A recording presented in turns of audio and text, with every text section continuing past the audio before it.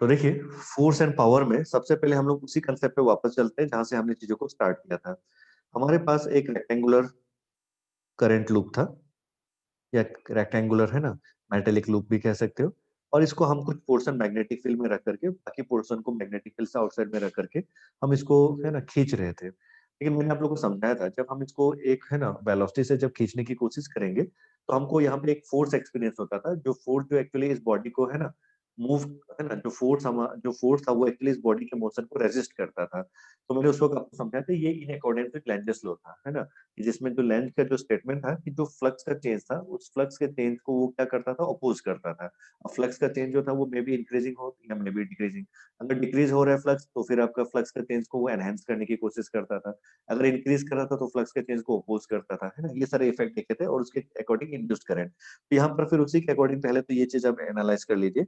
Magnetic field मान लीजिए copy के अंदर जा रहा है, so these are all magnetic fields moving inside the plane of your paper. तो इस तरह से जो मैग्नेटिक फील्ड है, अगर ये प्लेन ऑफ द पेपर के अंदर जा रहे हैं ना, और आप इस ये जो आपका जो लूप था, इसको अगर आप खींच के बाहर निकाल रहे थे विद अ वेलोसिटी v, है ना, तो what is the induced EMF? तो देखिए, इंड्यूस्ड ईएमएफ आपने यहाँ पे पा रखा है। तो इंड्यूस्ड ईएमएफ की जो मैग्नीट्यूड थी, है ना, ये अगर कैलकुलेशन भी अगर करेंगे, है ना, ये पहले भी हम जैसे कैलकुलेट कर चुके थे उसी के अकॉर्डिंग, अगर if this length is l, है ना, and this variable portion is से x, है ना, तो फिर हमारा जो इंड्यूस्ड ईएमएफ में जो फ्लक्स की मैग्नीट्यूड है इनिशियली, तो that flux will be magnetic field का स्ट्रेंथ से b अगर है, तो इट इज b, और एरिया है ना, एरिया जो इंटरेक्ट कर रहा है, तो एरिया इंटरेक्शन जो हो रहा है l into x, and since loop is one, तो नंबर ऑफ टाइम्स जो होगा वो ओनली वन। तो this is our magnitude of flux. And induced EMF की जो मैग्नीट्यूड थी, it is rate of change of magnetic flux. And what is the rate of change in magnetic flux? So if rate of change of magnetic flux देखेंगे, तो it will be BL which is constant, और dx by dt हमारा रह जाएगा, है ना। तो dx by dt जो था वो क्या था, B। और यही चीज हम लोगों ने पिछली बार हम लोग एनालाइज करते हुए कहे थे कि जो इंड्यूस्ड ईएमएफ इस लूप में डेवलप होगा, दैट विल बी BLV।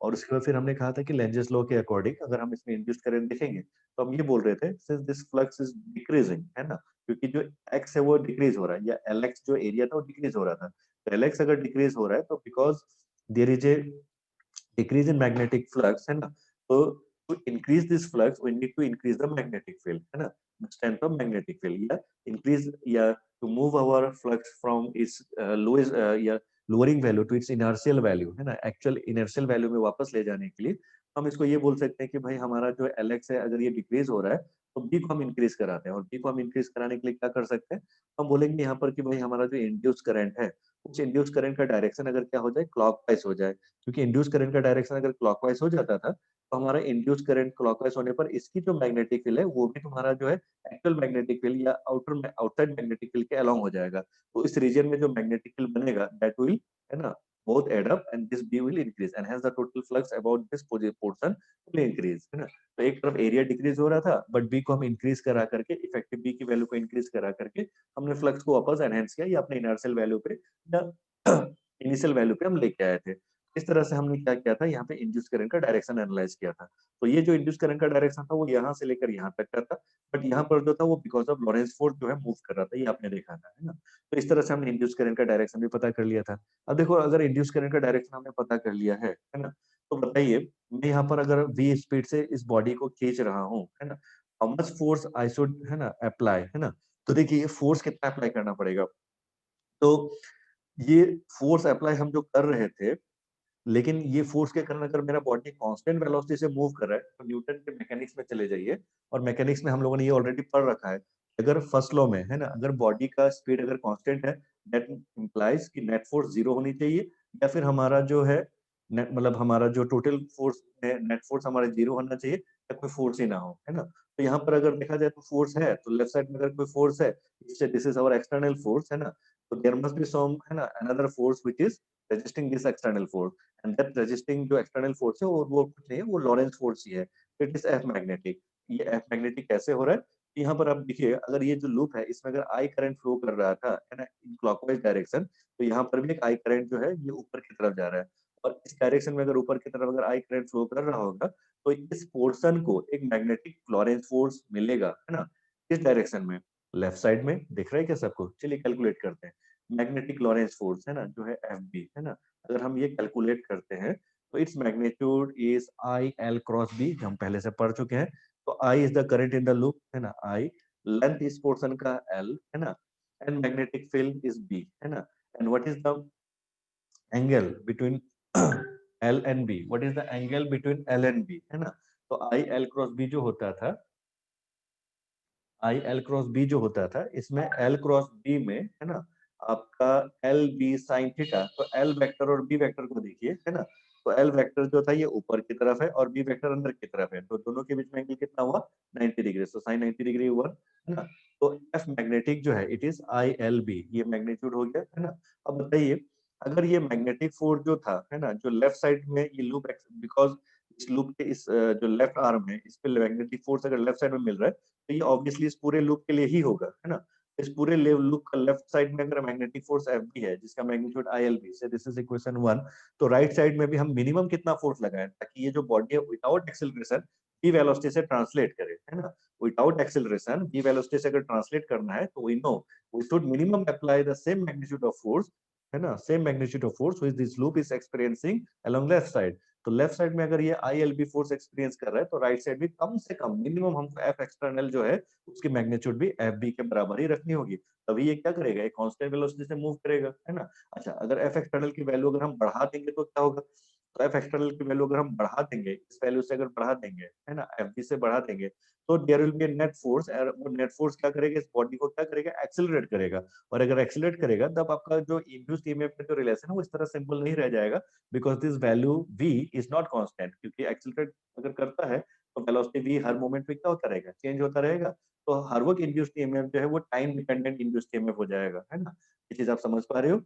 तो इसीलिए हम लोग यहाँ पर क्या करेंगे, देख लीजिए एक सिंपल कंसिडरेशन पहले थ्योरी के लिए, कि मैग्नेटिक फोर्स जो था या लॉरेंज मैग्नेटिक फोर्स जो if it is I L B और ये एक्ट कर रहा है लेफ्ट हैंड साइड की तरफ, है ना, तो मिनिमम एक्सटर्नल फोर्स जो हमको अप्लाई करना है उसकी मैग्नीट्यूड भी क्या होनी चाहिए, आई एल बी ही होनी चाहिए, है ना। अब मुझे ये बताओ कि भाई ठीक है चलो एफ जो मिनिमम मैग्नेटिक फोर्स भी जो होनी चाहिए, देयरफॉर एफ मैग एक्सटर्नल जो है इसकी भी मैग्नीट्यूड मिनिमम जो होनी चाहिए आई एल बी ही होनी चाहिए, है ना। तो अब मुझे ये बताओ कि हमारा यहाँ पर हर मोमेंट पे जो मैं पावर सप्लाई कर रहा था, मैकेनिकल पावर जो मैं सप्लाई कर रहा था, what is the magnitude of that mechanical power, है ना। तो पावर, है ना, जो एक्सटर्नल एजेंट या जो मैकेनिकल पावर हमारा एक्सटर्नल एजेंट जो सप्लाई कर रहा था, तो इसमें फॉर्मूला से देख लो, एफ एक्सटर्नल और वेलोसिटी, है ना, तो product of velocity and force, है ना, ये आपका पावर का रिलेशन था। तो एफ एक्सटर्नल डॉट वेलोसिटी ये होता था, बट डॉट प्रोडक्ट अगर करोगे तो डॉट प्रोडक्ट में देख लो velocity as well as force दोनों का डायरेक्शन सेम है, तो अगर दोनों का डायरेक्शन सेम है हमारा, है ना, तो डॉट प्रोडक्ट करोगे तो cos 0 degree is 1, so simply this will be, है ना, F external which is I L be in magnitude, है ना, I L be in magnitude, and velocity की वैल्यू क्या थी, तो वेलोसिटी की वैल्यू थी आपका बी एल बी, है ना, तो वेलोसिटी की वैल्यू थी आपका बी एल बी,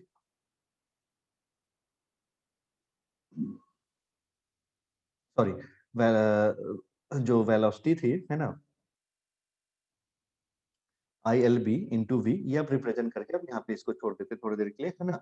और जो वी है इसको हम रिलेट कर लेते हैं आगे, है ना, कि वी हम क्या लिख सकते हैं। तो देखिए यहाँ पर जो है, अगर ये आपका एक्सटर्नल पावर है ना, if it is I L B into v, अब ये वी की जो वैल्यू है ये क्या है ना। तो देखिए ये वी की वैल्यू हम कहाँ से एनालाइज कर सकते हैं, तो देखिए इंड्यूस्ड ईएमएफ में, है ना, जो इंड्यूस्ड ईएमएफ है इट इज अगेन बीएलवी, है ना। तो इंड्यूस्ड ईएमएफ अगर आपका बीएलवी है तो वी की जगह पे आप क्या लिख सकते हो, ई अपॉन बीएल, है ना। तो चलिए एनालाइज करते हैं इसको आगे।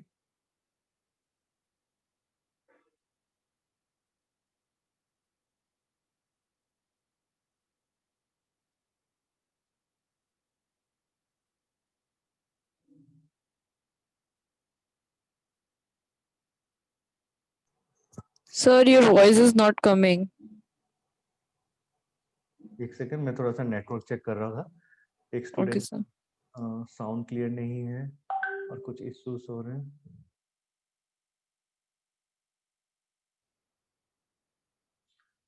2 मिनट मुझे टाइम दीजिए, एक बार थोड़ा सा मैं एक बार अपना स्पीड चेक कर लेता हूँ।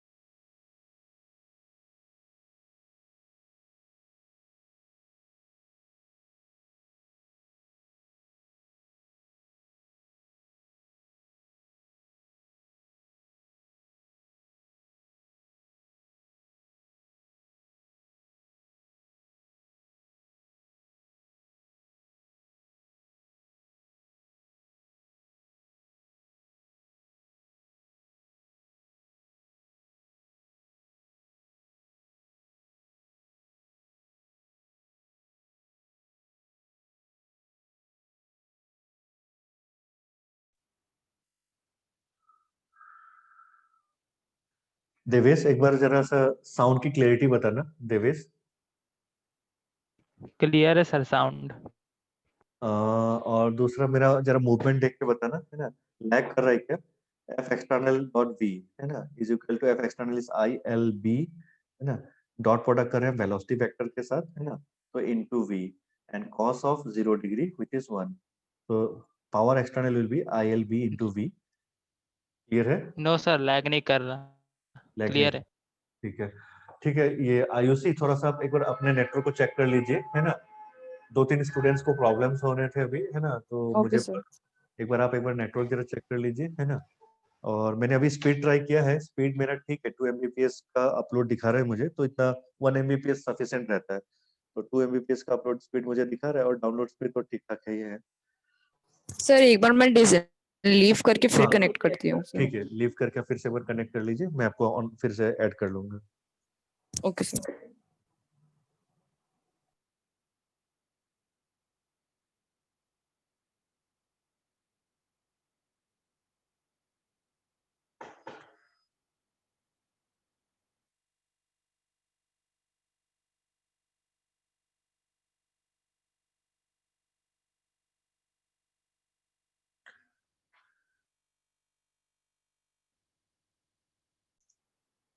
तो now induced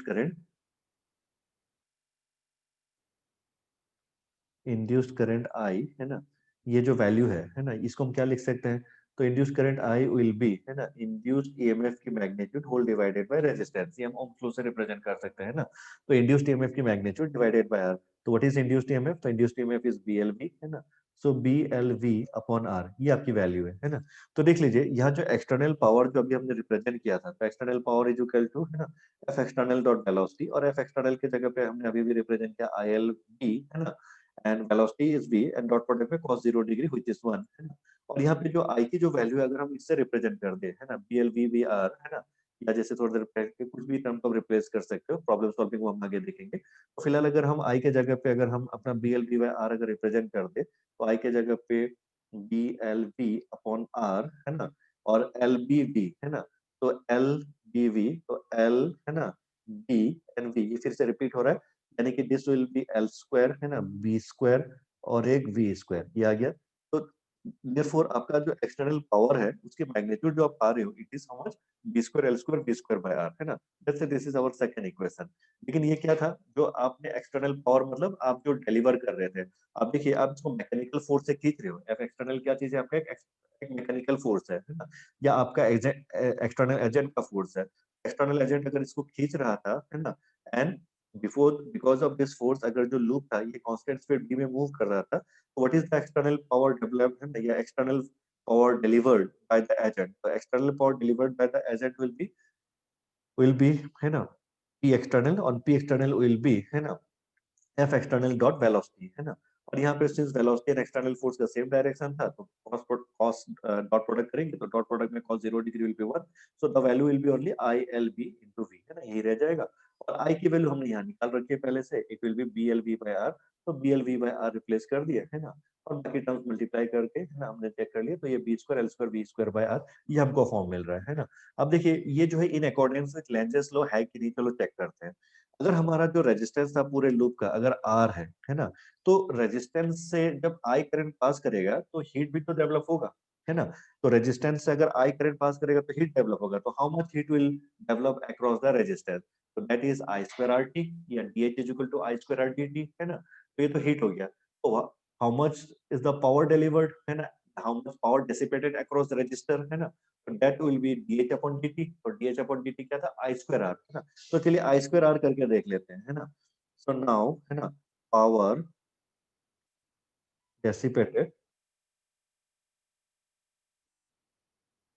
dissipated across R, अगर ये हम मेजर करते हैं, तो पावर डिसिपेटेड अक्रॉस R, है ना, तो पी आर लिख देता हूँ, and that is I square R, ये वैल्यू था आपका, है ना, आई स्क्वायर आर। और अगर आई स्क्वायर आर अगर आप कैलकुलेट करोगे तो व्हाट इज आई? तो आई की वैल्यू आपने पहले ही निकाल रखी, it is B L v by R, तो B L v by R, है ना, बट स्क्वायर था तो स्क्वायर स्क्वायर स्क्वायर, है ना, और नीचे भी आर स्क्वायर था, है ना, और ऊपर एक आर था, तो ऊपर नीचे आर मल्टीप्लाई, है ना, डिवाइड कैंसिल कर दो, है ना, तो आपके पास रह गया फिर से B square L square v square by R, है ना। तो this is our third equation, है ना।